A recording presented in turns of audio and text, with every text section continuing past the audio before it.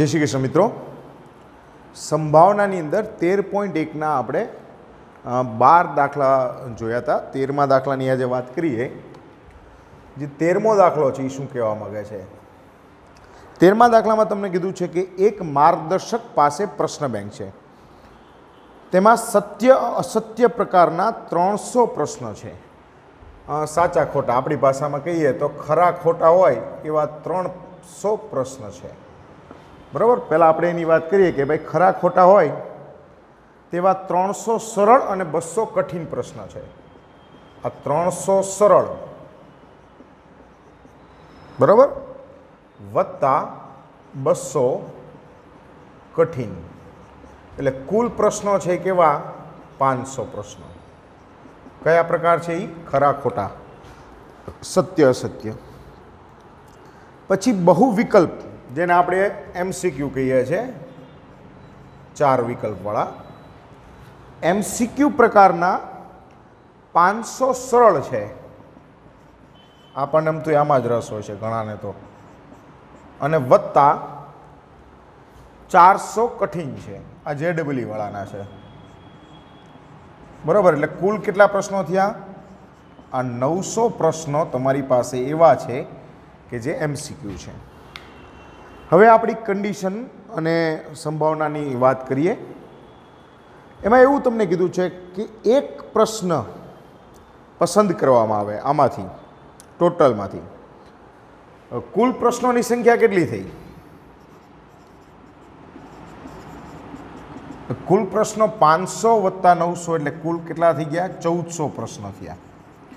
હવે એમાંથી એક પ્રશ્ન પસંદ કરવાનો છે, તો આ પ્રશ્ન બહુવિકલ્પ પ્રકારનો હોય, એટલે પહેલી ઘટના ધારો કે એ છે, આ બહુવિકલ્પ પ્રકારનો હોય તો એની સંભાવના જોઈએ આપણે તો કે ભાઈ P of A એટલે એકના છેદમાં, સોરી, બહુવિકલ્પ પ્રકારના કુલ પ્રશ્નો કેટલા છે? 900 અને ટોટલ પ્રશ્નો છે 1400। તો આ આપણી પાસે આવ્યું 9/14, આટલી સંભાવના રહેશે કે જેમાં બહુવિકલ્પ પ્રકારનો હોય। બહુવિકલ્પ પ્રકારનો પ્રશ્ન હોય તેમ આપેલું હોય અને સરળ પ્રશ્ન હોય એની સંભાવના। એટલે ઘટના બી એવી છે કે જે સરળ પ્રશ્નની વાત કરે છે, તો P of B સરળ પ્રશ્નો કેટલા છે? તો કે ભાઈ 300 સરળ અને આમાં 500 સરળ, એટલે કુલ 800 સરળ પ્રશ્ન છે, એને ભાગ્યા કરી 1400 ટોટલ, તો આ આવશે 8/14। હવે આ કન્ડિશન છે આપણી પાસે, બહુવિકલ્પ હોય અને સરળ હોય એ આપણે સંભાવના શોધવી છે। આપણે A/B પણ મેળવવું હોય। હવે A/B એટલે શું થયું? બહુવિકલ્પમાં સરળ હોય તો બહુવિકલ્પ અને એમાં સરળ એટલે 500, બરાબર। આ 500 પ્રશ્નો એવા આવશે કે જે બંનેમાં આવશે, બહુવિકલ્પ પણ હશે અને સરળ પણ હશે। ચાલો, તો P of A/B બરાબર 500/1400, આ મને મળશે 5/14, બરાબર।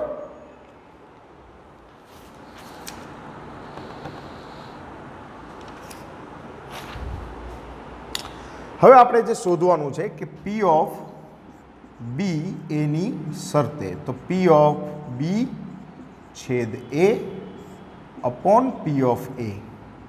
B છેદ A આપણી પાસે આવ્યું છે 5/14, A છેદ B કયો કે B છેદ A? P of A છે 9/14, તો આપણી પાસે આની સંભાવના આવશે 5/9 જેટલી। લ્યો, આ તમારો આન્સર થઈ ગયો, ક્લિયર। નેક્સ્ટ એક્ઝામ્પલ 14મા પ્રશ્ન તરફ જઈએ આપણે। બે પાસાને ફેંકવાથી મળતી સંખ્યા ભિન્ન આપેલું હોય। હવે પહેલું તો બે પાસાને ફેંકો એટલે કુલ પરિણામ કેટલા મળે? તો કે S મળશે 1 2 3 4 5 6 ક્રોસ, આ ગુણ્યા નથી હો, એટલે કુલ કેટલા પરિણામ મળશે એસમાં? આ 36 પરિણામ મળે। એમાં ઘટના પહેલી એવી આપેલું છે કે બંને પાસા પર મળતી સંખ્યા સમાન ન હોય અથવા તો ભિન્ન હોય। પાસા પર સમાન ન હોય. હવે કુલ પરિણામ જે છે એસ, એમાંથી હું અત્યારે એવા પરિણામ બાદ કરી દઉં કે જે સમાન નથી. એટલે કયા કયા થાય? સોરી, સમાન છે 1 1, 2 2, 3 3, 4 4, 5 5 અને 6 6. એટલે મારે 32 પરિણામ લખવા ન પડે, સોરી 30 પરિણામ. એટલે કુલ આના 30 પરિણામ થાય એ ઘટનાના. બરાબર? તો પી ઓફ એ શું મળે મને? કે પી ઓફ એ મળશે 30 પરિણામ એ ઘટનાના, કુલ પરિણામ 36. અને છેદ ઉડાડી દઈએ આપણે તો 10 તેરી 30, 12 તેરી 36. આ પી ઓફ એ મળ્યું. હવે આ વસ્તુ આપેલી છે એવું તમને કીધું છે, ત્યારે બે પાસા પરનો સંખ્યાનો સરવાળો 4 હોય. બી ઘટના પાસા પર ની સંખ્યાનો સરવાળો 4 હોય. તો એવા કયા કયા છે જો 4 આવે એવું? પહેલું તો 1,3, બરાબર, 2,2, 3,1. પછી એ કઈ આવશે? નહીં આવી શકે, કારણ કે 4,1 થી ચાલુ થાય તો 5 તો થઈ જ જવાનો છે. તો આ 3 પરિણામ એવા આવશે. હવે આ બંનેના છેદગણની વાત કરીએ તો એ છેદ બી તમે જોવા જાઓ તો આ એક ખાલી 2,2 નહીં આવે. શું આવશે? 1,3, 3,1. એટલે 2 પરિણામ મળે. તો પી ઓફ એ છેદ બી એટલે કેટલા થશે? 2 પરિણામ ભાગ્યા ટોટલ પરિણામ 36, એટલે 1/18. બરાબર? હવે આપણે શોધવાનું છે શું? આ આપેલું હોય ત્યારે આ ઘટના ઘટે એની સંભાવના. એટલે પી ઓફ બી શોધવાના છે પણ એની શરતે. તો પી ઓફ બી છેદ એ છેદમાં પી ઓફ એ. બી છેદ એ 1/18. આ આપેલું છે 10/12. તો આપણી પાસે આવશે 12, 10 ગુણ્યા 18, 180, 12/180, 15 12 180, એટલે 1/15. આ આપણો આન્સર આવી ગયો. ક્લિયર? પ્રશ્ન નંબર 15 બાજુ જઈએ. પ્રશ્ન નંબર 15 તમને એવું કહે છે કે પાસાને ફેંકવાના પ્રયોગનો વિચાર કરો. એક પાસાની વાત આપી છે. હવે આ પાસા પરના જો પૂર્ણાંક જે મળી 3નો ગુણિત હોય તો તે પાસાને ફરીથી ફેંકો. હવે તો એસ નિદર્શાવકાશ કેવો થશે? પાસાને ફેંકો 3નો ગુણિત એટલે 1 3 અને 1 6. જો આ બેમાંથી કોઈ એક આવે તો ફરી પાછો પાસો ફેંકો. ફરી પાછો પાસો ફેંકવાનો છે એટલે 1 થી 6 પરિણામ મળે. અને જો અન્ય પૂર્ણાંક હોય તો સિક્કાને ઉછાળો. એટલે કુલ જે નિદર્શાવકાશ બનશે એમાં કેવું થશે? બીજો પૂર્ણાંક એટલે 1 2 4 ને 5. તો પાછું એમાં સિક્કો ઉછાળો, હેડ અને ટેલ. તો આપણી પાસે નિદર્શાવકાશના કુલ પરિણામ કેટલા થાય? 1 આ 2 અને આ 6. એટલે 6 ગુણ્યા 2 12 પરિણામ આના થશે. 4 ગુણ્યા 2 8 પરિણામ આના થશે. એટલે કુલ પરિણામ નિદર્શાવકાશમાં આવશે 20. આ શક્ય પરિણામ છે. પાસા પર ઓછામાં ઓછી એક વખત પૂર્ણાંક 3 મળે તેમ આપેલું હોય. હવે કન્ડિશન એ ઘટના છે કે પાસા પર ઓછામાં ઓછી એક વખત 3 પૂર્ણાંક હોય. હવે ઓછામાં ઓછી એટલે પહેલી વાર કે બીજી વાર એની ચર્ચા નથી થતી.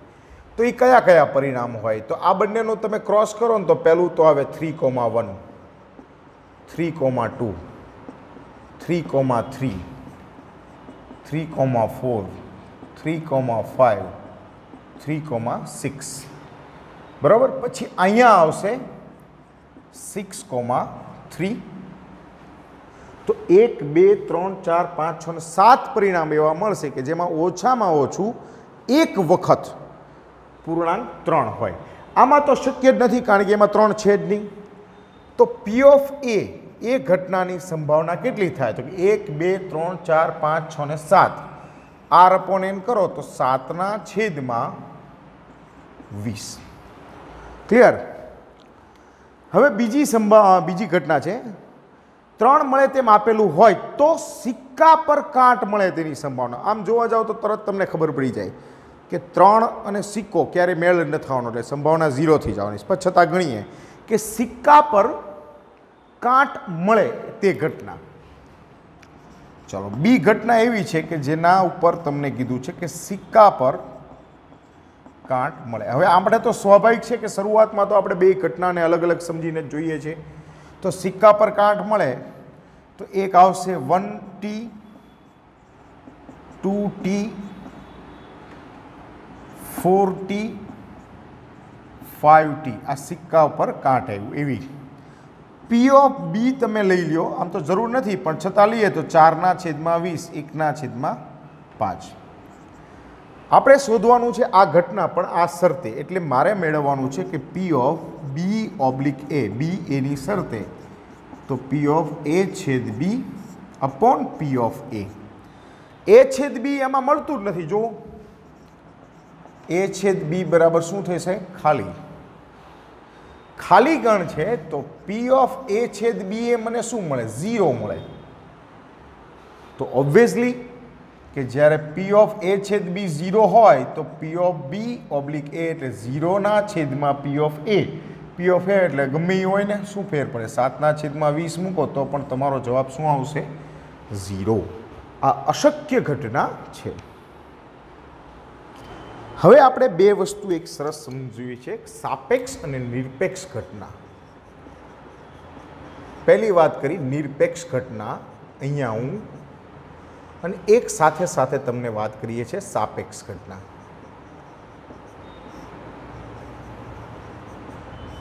તો બંને વચ્ચે શું ડિફરન્સ છે સમજીએ. નિરપેક્ષ ઘટના એટલે શું? સાદી શબ્દ એવો છે કે કોઈની સાપેક્ષે ન હોય, એટલે કે બીજી કોઈ ઘટના એના ઉપર ઇફેક્ટેડ ન થતી હોય તો એ નિરપેક્ષ ઘટના કહેવાય. દાખલા તરીકે શાક લેવા માટે, ફ્રૂટ લેવા માટે તમે બે જણા જાઓ છો, બે અલગ અલગ દુકાને ઊભા રહો છો અને બંને અલગ અલગ લ્યો છો, તો આ અને આમાં કોઈ અસર થશે નહીં. બરાબર? સાપેક્ષ એટલે કોઈની સરખામણીએ તમને કોઈ ઘટના ઘટે તો એનાથી તમને ફેર પડતો હોય, બરાબર, એ બીજી ઘટનામાં, તો એ સાપેક્ષ ઘટના કહેવાય. એક સિમ્પલ ઉદાહરણ આપું છું. 4 ચિઠ્ઠી છે, આ 3 ચિઠ્ઠી રાખો ને, આપણે અત્યારે સમજવા માટે શું કામ વધારે કરવી, બરાબર. આ સિમિલર ઘટના માટે સમજાવું છું. આ 3 ચિઠ્ઠી છે. હવે આ ત્રણેય ચિઠ્ઠીની અંદર ક્રમ લખેલા છે 1 2 3. હા, 1 2 3. હવે હું નિરપેક્ષ ઘટનાની વાત કરું છું કે સૌથી પહેલાં મેં ધ્રુવિશાને બોલાવી કે ચાલ ધ્રુવિશા એક ચિઠ્ઠીને ઉપાડ. ધ્રુવિશાએ ઉપાડ્યું. હવે ધ્રુવિશાએ કોઈ એક ચિઠ્ઠી ઉપાડી, 2 આવે એની સંભાવના કેટલી થઈ? તો કે ધ્રુવિશા માટે 2 મળે તેની સંભાવના 2/3 થઈ.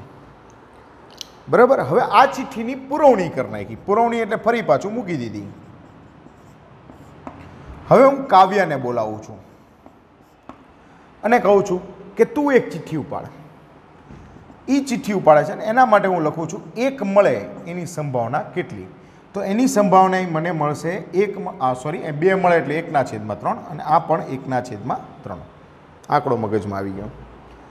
આ બંનેની સંભાવના ખરેખર એકબીજા સાથે લાગે વળગતી નથી. શું કામ? કારણ કે જે સિચ્યુએશન ધ્રુવિશા ચિઠ્ઠી ઉપાડતી હતી ત્યારે હતી એ જ સિચ્યુએશન કાવ્યા ચિઠ્ઠી ઉપાડે છે ત્યારે છે. બંને માટે નવેસરથી ગેમ છે એક પ્રકારની. તો કાવ્યા ધ્રુવિશાના ઘટનાના કારણે કોઈ ઇફેક્ટેડ થશે નહીં, એને કોઈ તકલીફ થવાની નથી, એને કોઈ અસર હશે નહીં. હવે આપણે સાપેક્ષની વાત કરીએ કે એમાં શું થાય કે આ જ વસ્તુ ધ્રુવિશા કરે છે. ચાલો ધ્રુવિશા કરી એટલે એના માટે સંભાવના થઈ 1/3 2 મળે એની, બરાબર, એને 2 મળ્યા એવી વિચારેલી. હવે પુરવણી રહિત છે એટલે કે પુરવણી કરતા નથી. એ ચિઠ્ઠી મેં કેન્સલ કરી નાખી. ધારો કે એને આ ચિઠ્ઠી ઉપાડી છે, એ ચિઠ્ઠી કેન્સલ કરી નાખી. હવે કેટલી ચિઠ્ઠી વધી? 2. હવે કાવ્યા જ્યારે ઉપાડવા આવશે ત્યારે એની સંભાવના 1/2 જેટલી થઈ જશે. શું કામ? કારણ કે હવે ચિઠ્ઠીની સંખ્યા કેટલી થઈ ગઈ? 2.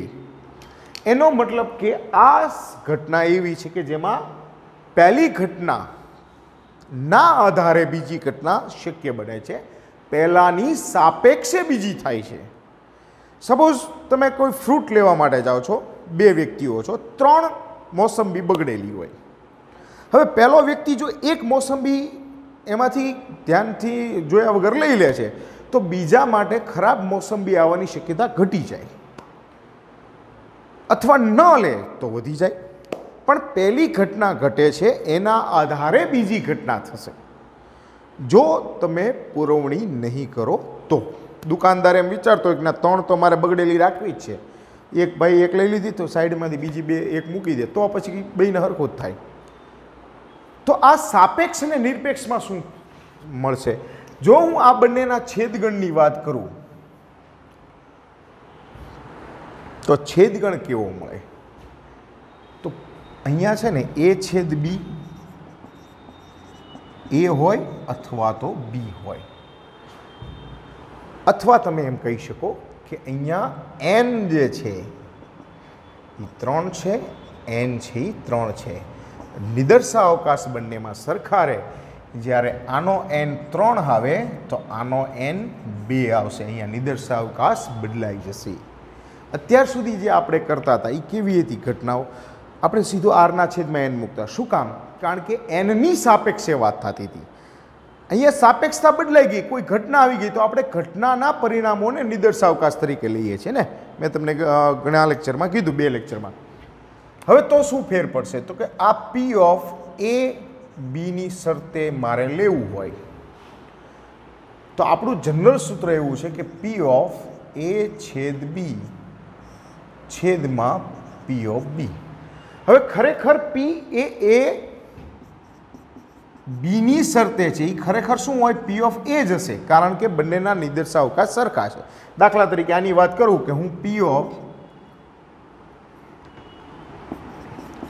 B એની શરતે લેવું હોય તો કાવ્યાને તો કે એ 3 છે, એમાંથી કોઈ એક લેવાની છે, ટોટલી કેટલું છે? 3. તો બંનેનું સરખું જ આવશે. તો એ P of B oblique A કયો કે P ઓફ B કયો, બે સરખું જ થવાનું. n તરીકે તમે સીધું લઈ લો તો અહીંયા મારા માટે આવશે P ઓફ A, આ આવશે P ઓફ A/B, આ P ઓફ B. તો P ઓફ A/B બરાબર મને મળે P of A into P of B. આ શું છે? નિરપેક્ષ ઘટના જ્યારે હોય, બરાબર. તો એનો મતલબ કે જો તમારે સાબિત કરવું હોય નિરપેક્ષ ઘટના તો P ઓફ A/B બરાબર P of A into P of B સાબિત કરી દો તો આ નિરપેક્ષ ઘટના માટે થઈ જાય.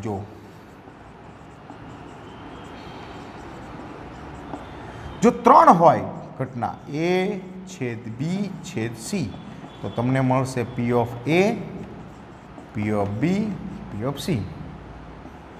બરાબર. હું લાઠિયા ખુશીને બોલાવી લઉં આમાં તો 3 જણા થઈ ગયા. પુરવણી કરે રાખું તો કોઈ ફેર નથી પડવાનો. D હોય તો D થઈ જાય. જો સાપેક્ષ હોય તો શું થશે? તો સાપેક્ષ માટે તમે આવું વિચારી શકો છો, P ઓફ A/B ની શરતે P ઓફ A/B છેદમાં P ઓફ B. તો P ઓફ A/B બરાબર P ઓફ B ગુણ્યા P ઓફ A/B ની શરતે. B ઘટના ઘટે છે પણ કોની શરતે ઘટે છે? સોરી, A ઘટના ઘટે છે B ની શરતે, એટલે P ઓફ B ગુણ્યા P ઓફ A/B. હવે જો અહીંયા P ઓફ A/B/C હોય તો શું થાય? તો કંઈક આવું આવે કે એક તો P ઓફ A, પછી તો કે પી ઓફ બી મળે એની શરતે, કારણ કે પહેલી ઘટના એ ઘટી, એની અસર કોના ઉપર આવશે?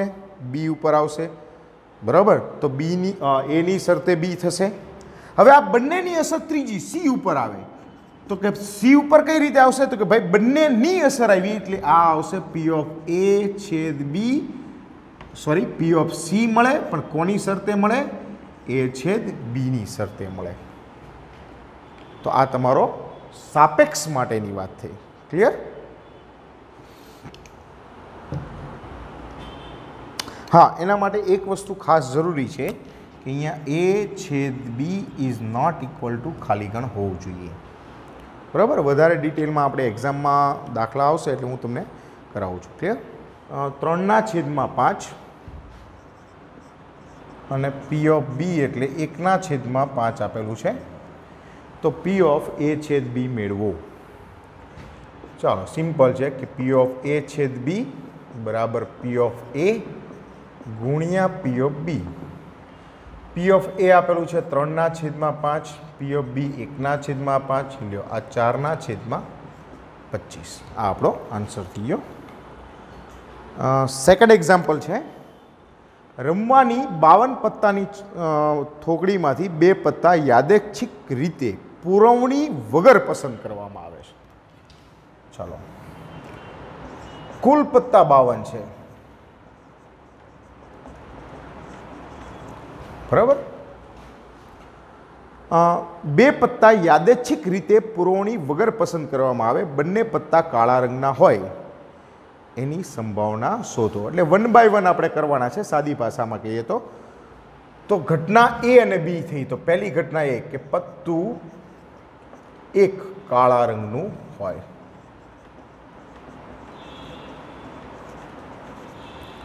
તો પી ઓફ એ આપણે લઈએ, એ કાળા રંગનું હોય તો કાળા રંગના કુલ પત્તા કેટલા હોય? 26. 13 ફુલ્લીના અને 13 કાળા ભાત. અહીંયા રંગની વાત છે. તો 26માંથી આપણે 2 પસંદ કરવાના છે અને ટોટલ છે 52માંથી 2, બરાબર. આ આર અપોનેન્ટ તમારું સંચય પસંદગી આવી, બરાબર. બી ઘટના એવી છે કે સોરી આમાં 1 પસંદ કરશું આપણે, 52માંથી 1. બી ઘટના એવી છે કે પત્તું બીજું પણ કાળા રંગનું હોય. હવે અહીંયા છે ને આ સાપેક્ષ ઘટના થઈ. શું કામ? કારણ કે પુરવણી કરવાની નથી. જો આમાંથી 1 કાળા રંગનું લઈ લીધું હોય તો પી ઓફ બી માટે 25 પત્તા જ રહેશે, એટલે 25માંથી કોઈ 1 પસંદ કરશું અને આ 51માંથી 1 પસંદ કરશું, બરાબર. તો તમને કીધું છે કે 52 પત્તામાંથી બંને રંગના કાળા આવે તો તેની સંભાવના શોધો. એટલે કે એ ઘટના પણ ઘટવી જોઈએ, બી પણ ઘટવી જોઈએ. એટલે કે તમારે લેવાનું છે પી ઓફ એ છેદ બી, બરાબર.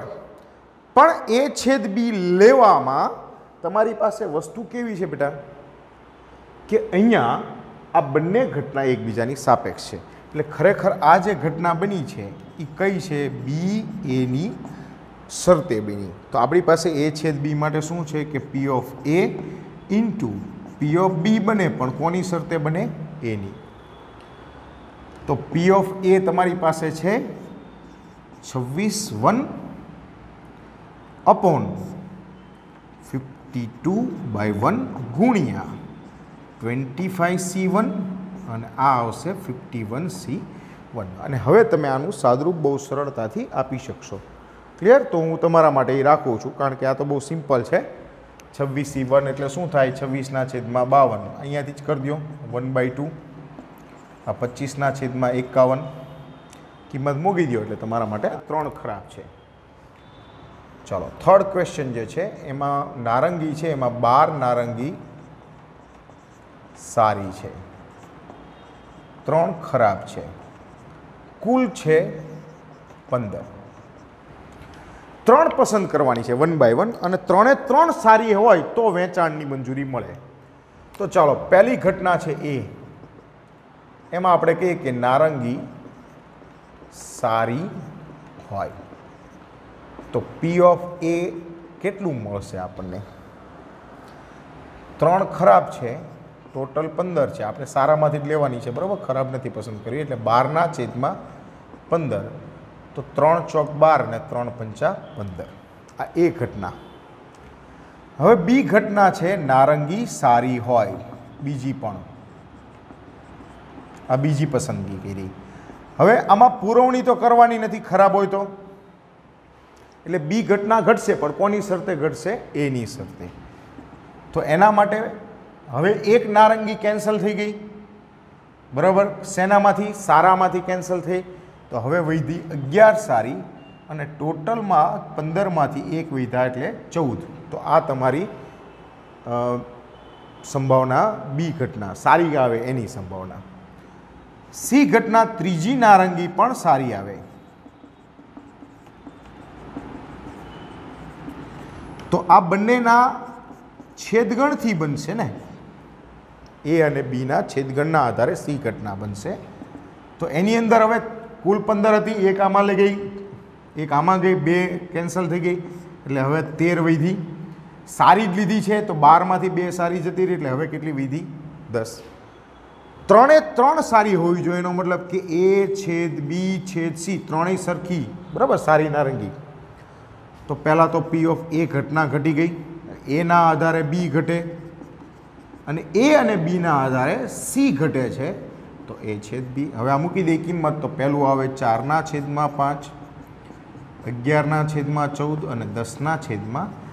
તમારી પાસે કેલ્ક્યુલેટર છે, તમે ઉપયોગ કરી શકો છો.